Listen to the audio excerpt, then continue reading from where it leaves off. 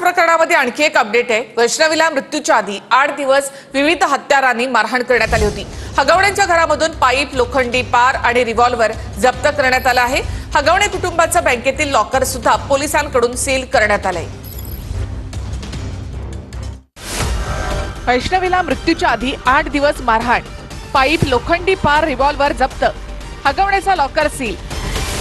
हगवणे कुटुंबानं वैष्णवीचा छळ कसा केला याची माहिती पोलीस तपासात उघड झाली आहे। शशांक हगवणे हा वैष्णवीला मृत्यूच्या आधी 8 दिवस मारहाण करत होता।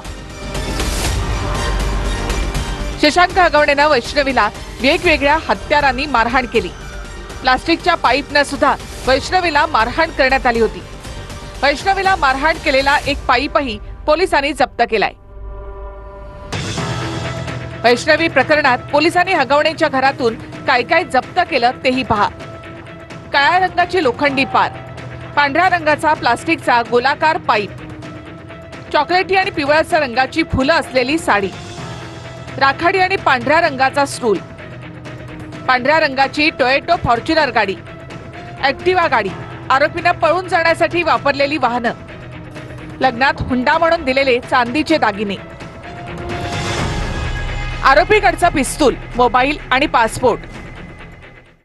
हगवणे कुटुंबाचा बँकेतील लॉकर पोलिसांनी सील केलाय।